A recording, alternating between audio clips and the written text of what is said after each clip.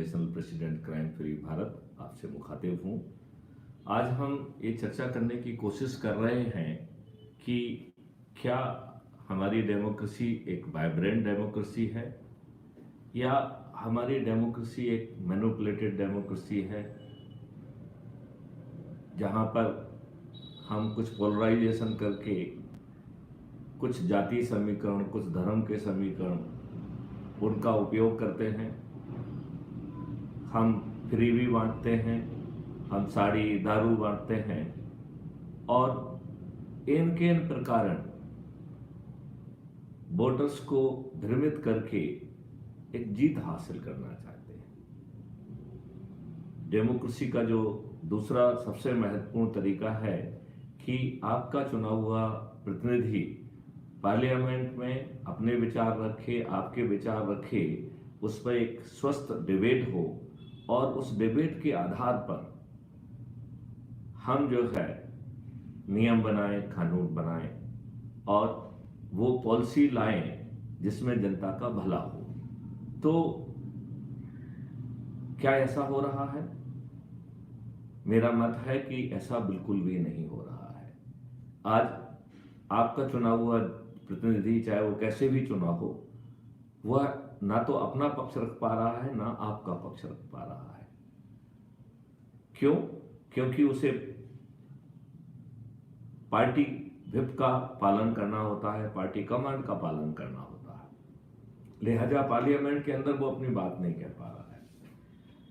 Supreme court का दर्द है कि पार्लियामेंट में बहस ही नहीं होती है।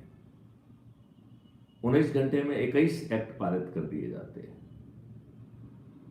लिहाजा ये एक्ट एक ब्यूरोक्रेटिक प्रोसेस के तहत बनाए गए और उन पे बिना बहस किए हुए वो कानून भी बन गए। तो क्या ये डेमोक्रेसी कहलाएगी?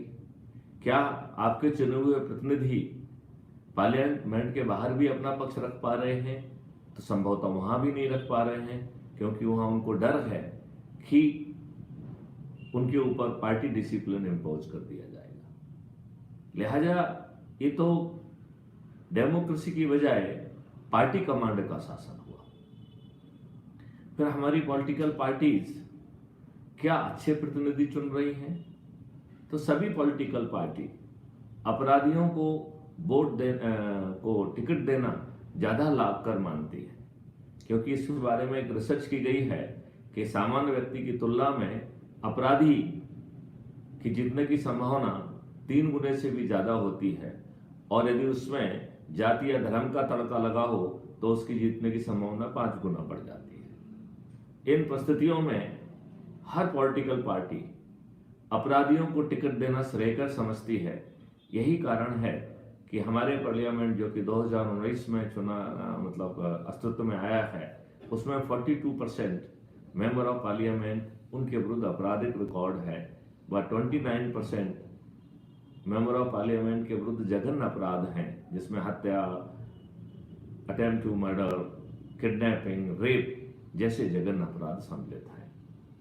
हर पॉलिटिकल पार्टी इन्हीं अपराधियों को टिकट देती है, तो या तो नेताओं के बच्चों को जो है ना टिकट मिल जाते हैं या इनको टिकट मिल जाते हैं।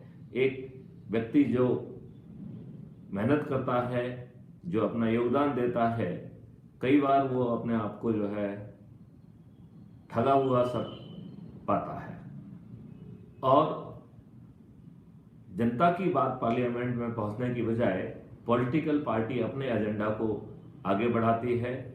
उसके लिए वो पॉलिटिकल व्हिप का सहारा लेती है, उसके लिए वो पॉलिटिकल पार्टी का डिसिप्लिन का सहारा लेती है, और किसी भी पार्टी के लोग जो है वो वेलकम करने के लिए तैयार है, उनकी आरती उतारती है, उनको फूल मालाएं पहनाती है, आवश्यकता अनुसार उनको मिनिस्टर रैंक से भी नवाजा जाता है, उन्हें कॉर्पोरेशंस का जो है अध्यक्ष बना दिया जाता है। तो जो व्यक्ति दूसरी पार्टी को छोड़कर अन्य पार्टी में जाता है, वह एक राजनीतिक लाभ के लिए एक निर्णय लेता है। तो जहां राजनीतिक लाभ के लिए लोग बाग एक पार्टी से दूसरे पार्टी में जा रहे हैं, पॉलिटिकल पार्टी अपने एजेंडा चला रही हैं, तो इसमें डेमोक्रेसी और पब्लिक की सोच कहाँ रह गई? तो लिहाजा, और अभी यदि हम 42% प्रकरणों में और 42% मेंबर ऑफ पार्लियामेंट अभी हमारे क्रिमिनल रिकॉर्ड के हैं, तो 2024 का स्वरूप क्या होगा यदि सभी पॉलिटिकल पार्टी इसी तरीके से अपराधियों को यदि प्राथमिकता देती है? एक पीआईएल सुप्रीम कोर्ट में लगाई गई थी और उसमें कष्ट यही था कि कानून बनाने वाले, कानून के निर्माता को स्वयं अब कानून का अपराधी नहीं होना चाहिए। इस पीआईएल को अभी कुछ समय पहले सुप्रीम कोर्ट ने सुना, लगभग सहमत हुए, और उनका कहना था कि हम भी अपील करते हैं कि शीघ्र ही पार्लियामेंट ऐसा कानून बना दे। सवाल उठता है कि ऐसा कानून बनेगा? तो संभावना बड़ी क्षीण सी लगती है। तो कैसे अपनी आवाज जो है माननीय प्रधानमंत्री जी तक पहुंचाई जाए, कैसे अपनी आवाज अमित शाह जी तक पहुंचाई जाए?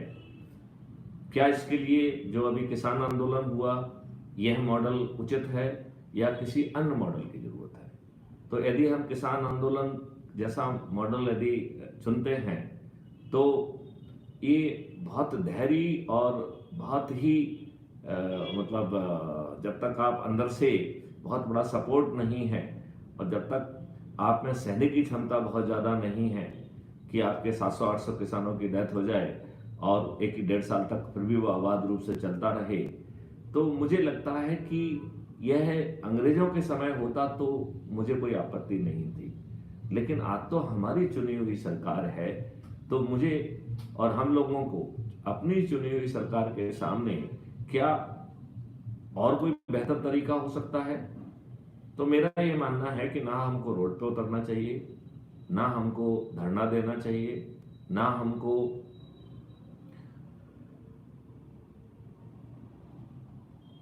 चक्का जाम करना चाहिए, ना रेल रोको करना चाहिए।